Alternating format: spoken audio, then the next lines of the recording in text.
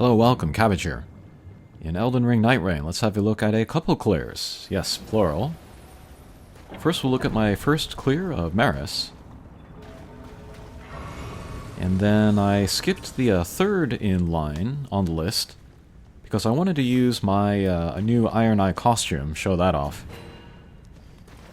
I very much prefer this one to the default costume.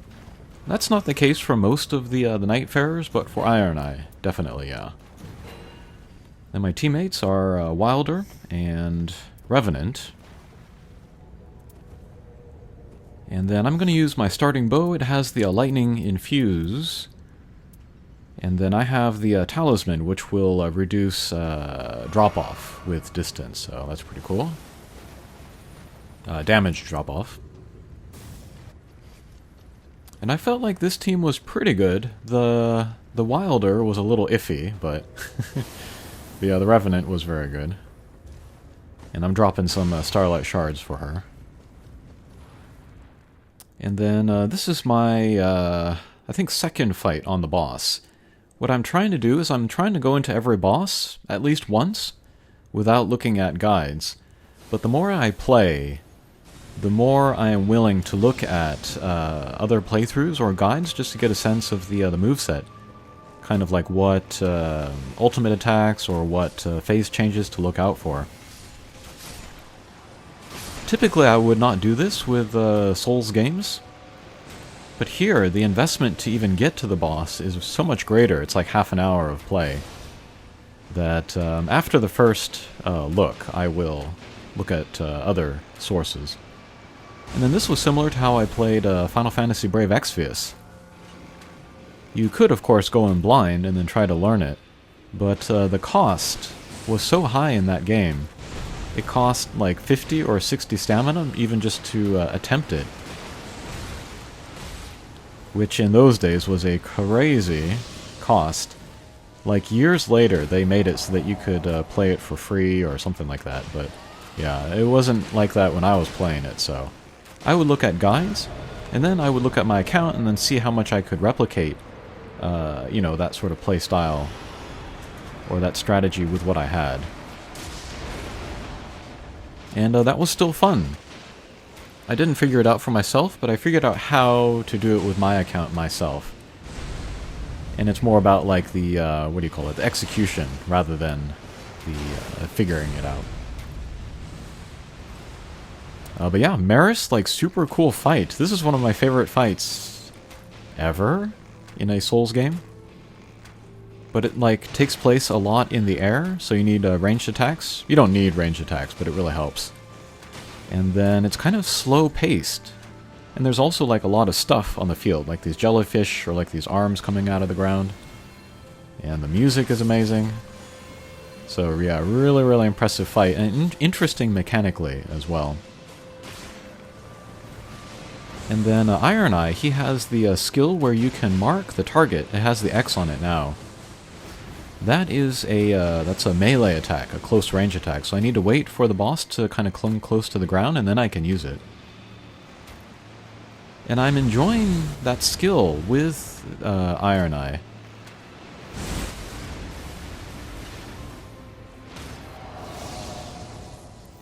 Because it incentivizes you to get close, which is, you know, different from doing all of the other ranged attacks, so yeah, with Iron Eye, you know, I'm closing the distance a lot, I'm backing away a lot, it's very interesting.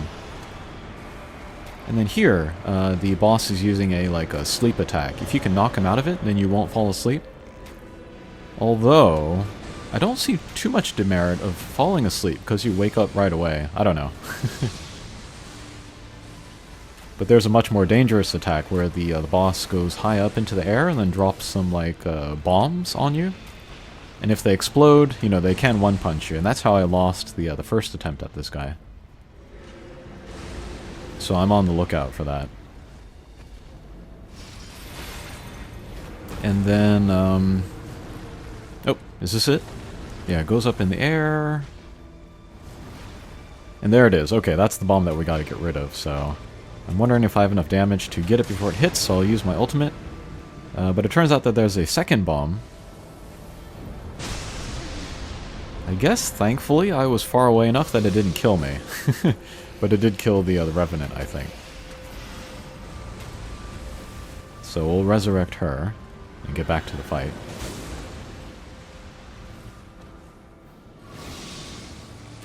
Yeah, but such a cool, like, I don't know, like, chilling atmosphere, like somber. Kind of similar to a Dancer from Dark Souls 3.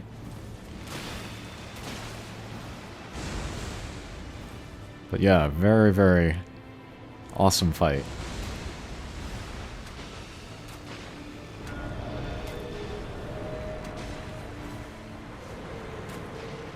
Nope, going for the sleep attack again. And then I was trying to lead the Revenant to certain types of, what do you call it, talismans? Not talismans. The seals that can cast the spells. She was ignoring most of them. And I guess she was like, she got the rot, the Exike's rock breath pretty quickly, so that's cool.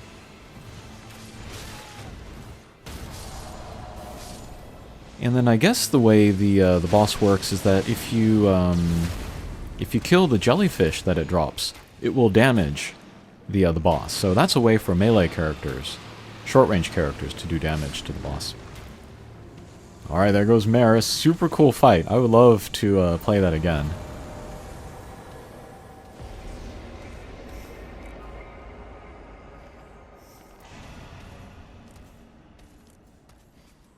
I'm trying to look for how to do gestures. Still haven't really figured out how to do that. Alright, let's look at my build. Main weapon, I have the relics to give it the lightning. And then just some random bows. Continuous HP recovery, that was worth hanging on to the sword. And club raised my lightning damage. And then the talisman, so yeah. And level 13, pretty high. Okay, next let's look at the Gladius, the next clear. Alright, here, interestingly enough, we have the same team, Revenant and Wilder. But this time I'm going to use Executor, because I have a new costume for him too. His is another case where I prefer the day, or the dawn costume to the default.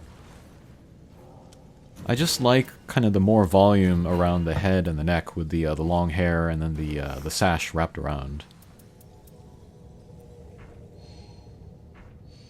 Again, this playstyle is not for me because I don't like to counter, but when I play him, it's just super simple.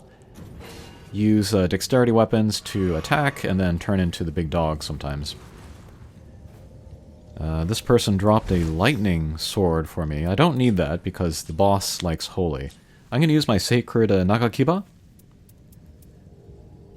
I used the Antspur rapier during the quest. That was very helpful. But for the boss, we'll use the Nagakiba. And then I have this flute as well. It can shoot out the bubbles of the holy damage. I'll maybe try that during the when it splits into 3. I still think I haven't really seen the effects of doing the holy damage during that phase, but we'll give it another try here anyway.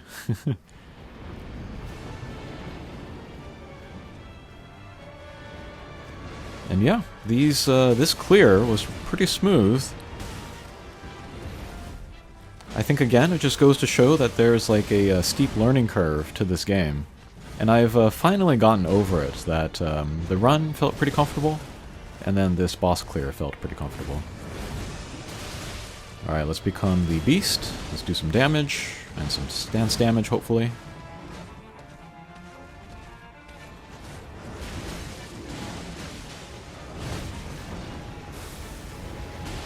Yeah, I really like this ultimate, though.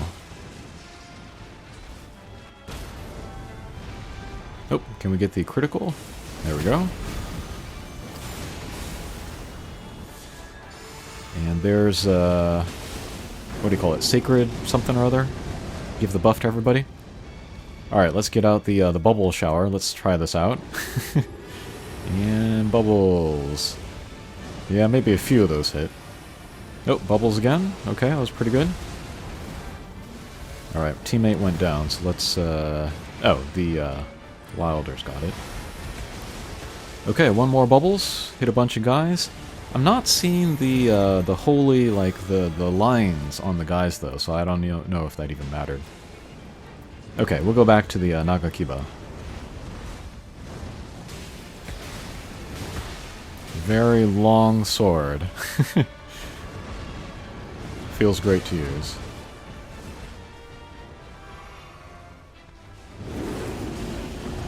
Okay. Goes back to the three-headed version. Just gonna get in there. I might have a Nagakiba in my right and my left hand, which is why I have two extremely long scabbards on my side. Alright, somebody went down again. Let's see if we can... Okay. Whoa! Yeah, that's that big fire sword attack. Alright, I'm drawing the aggro, which is fine. Gives the other guy a chance to revive the teammate. And I feel pretty good about the Wolf's moveset, Gladius's moveset. I feel like I can dodge it fairly well now. Alright, let's turn into a beast again.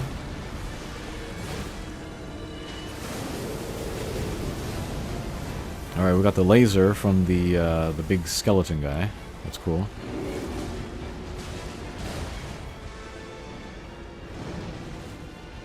Oh, I saw a funny thumbnail for a Japanese player playing Nightreign.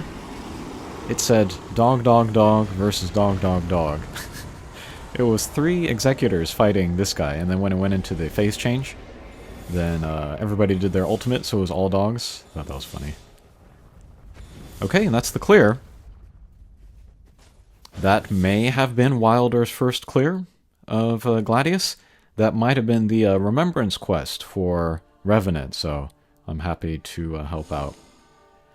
And then I set it so that the, what is it? On the first stage, there's no, like, land event. There's no volcano or anything. Because that will make it so that I can play with people who have not gotten their first clear. I thought I would pay it forward a little bit. But yeah, I got Rot, I got Poison, I got Seppuku, and I even got Millicent's Prosthesis. So pretty good setup on my Executor. Only level 11, but that was more than enough, I think, for the clear. Okay, that'll do it for this video. Thanks for watching, and we'll see you again. Take care.